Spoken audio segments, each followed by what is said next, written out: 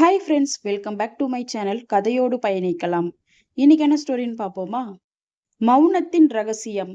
அந்த கிராமத்தின் பெயர் மணிமேகலை.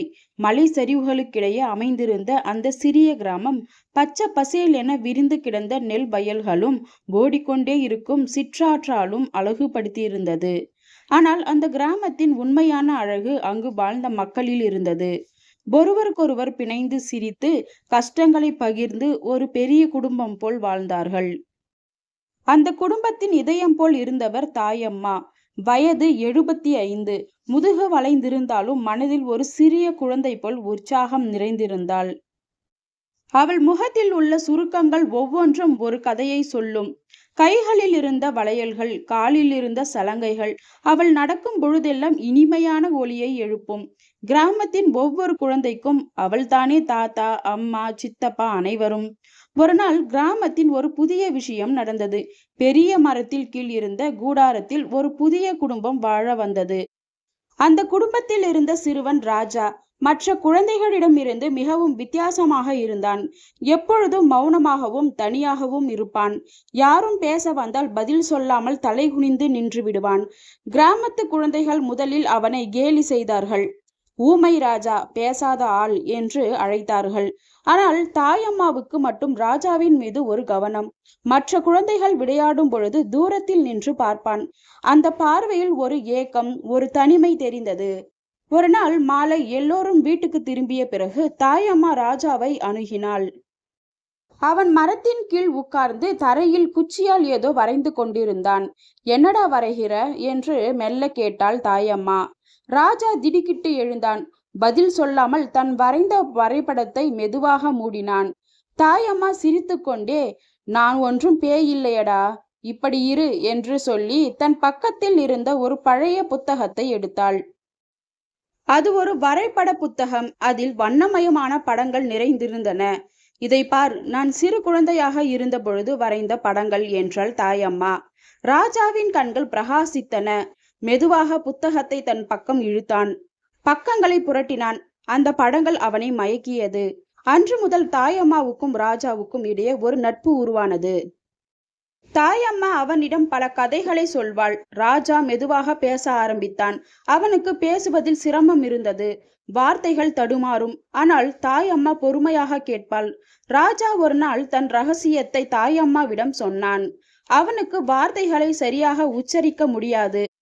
அதனால் தான் மற்ற குழந்தைகளிடம் பேச விரும்பவில்லை.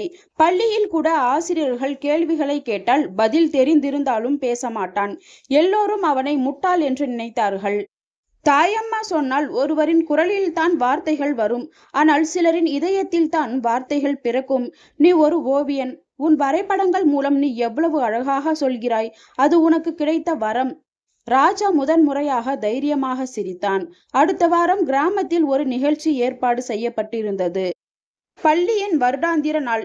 தாயம்மா பள்ளி ஆசிரியரிடம் பேசி ராஜாவுக்கு ஒரு வாய்ப்பு வாங்கி கொடுத்தாள். நிகழ்ச்சியின் இறுதியில் ராஜா தன் வரைபடங்களை எல்லோருக்கும் காட்டுவான். நிகழ்ச்சி நாள் வந்தது. ராஜா நடுக்கம் அடைந்தான். என்னால் முடியாது தாயம்மா என்றான். நீ மட்டும் தான் செய்ய முடியும். உன் வரைபடங்கள் மூலம் உன் குரலை எல்லோருக்கும் கேட்க வைக்க வேண்டும் என்றாள் தாயம்மா. ராஜாவின் முறை வந்தது. மேடை ஏறினான். ஒரு பெரிய ஒயிட் போர்டு இருந்தது. அவன் தன் வரைபடங்களை காட்ட ஆரம்பித்தான். முதல் படம் ஒரு பெரிய மரம். அதன் கீழ் ஒரு சிறிய பையன் தனிமையில் உட்கார்ந்திருக்கின்றான். அந்த பையனின் முகத்தில் தனிமை. இரண்டாவது படம் அதே மரம். ஆனால் இப்பொழுது ஒரு வயதான பெண் அந்த பையனிடம் பேசிக் கொண்டிருக்கிறாள். பையனின் முகத்தில் ஒரு சிறு புன்னகை. மூன்றாவது படம் மரத்தை சுற்றி எல்லா குழந்தைகளும் விளையாடி கொண்டிருக்கின்றார்கள். அந்த பையனும் அவர்களுடன் சேர்ந்து விளையாடி கொண்டிருக்கின்றான். எல்லோரின் முகத்திலும் சிரிப்பு. ராஜா திரும்பினான். கூட்டத்தில் இருந்த எல்லோரையும் பார்த்தான். தாயம்மா முன்னணியில் உட்கார்ந்து கைகளை கூப்பி ஊக்கப்படுத்தும் பார்வையில் பார்த்து கொண்டிருந்தாள். ராஜா மெதுவாக தன் தலையை உயர்த்தினான். நான் ராஜா என்று முதல் முறையாக கூட்டத்தில் பேசினான். வார்த்தைகள் தடுமாறினாலும் அவனது கண்கள் உறுதியாக பேசின. அவன் தனது வரைபடங்கள் மூலம் தனது தனிமை, பயம் மற்றும் இறுதியாக கண்டுபிடித்த தைரியத்தை எல்லோரும் புரிந்து கொண்டார்கள். கூட்டத்தில் இருந்தவர்கள் எழுந்து நின்று கை தட்டினார்கள். அந்த கரகோஷத்தின் நடுவில் ராஜாவின் கண்கள் கண்ணீரால் நிறைந்திருந்தன. அவன் தாயம்மாவை பார்த்தான். தாயம்மாவின் கண்களும் கண்ணீரால் மூழ்கி இருந்தன. ஆனால் அது மகிழ்ச்சியின் கண்ணீர். அன்று முதல் ராஜா மாறினான். கிராமத்தில் உள்ள குழந்தைகள் அவனை கலைஞன் ராஜா என்று அழைத்தார்கள். அவனது வரைபடங்கள் கிராமத்தின் ஒவ்வொரு வீட்டின் சுவர்களிலும் அலங்கரித்தன. தாயம்மா ஒரு நாள் ராஜாவிடம் சொன்னாள், ஒருவருக்கும் ஒரு குரல் உண்டு. சிலர் பேசுவார், சிலர் பாடுவார், சிலர் வரைவார். முக்கியம் அந்த குரலை கண்டுபிடிப்பதும் அதை உலகத்திற்கு காட்டுவதும் தான் என்றாள். ராஜா சிரித்தான். நீங்கள் தான் என் குரலை கண்டுபிடிக்க சொன்னீர்கள். இல்லையடா, நீதான் எனக்கு சொல்லிவிட்டாய் என்றாள் தாயம்மா. ஒவ்வொரு மனிதனின் உள்ளே ஒரு கதை இருக்கின்றது. அந்த கதையை சொல்ல வழி தேடும். நீ உன் வழியை கண்டுபிடித்து விட்டாய். அந்த சின்ன கிராமத்தில் ஒரு வயதான பெண்ணும் ஒரு சிறு பையனும் வார்த்தைகள் இல்லாமல் ஒரு நட்பை காட்டினார்கள். அந்த நட்பு இருவரின் வாழ்க்கையையும் மாற்றியது.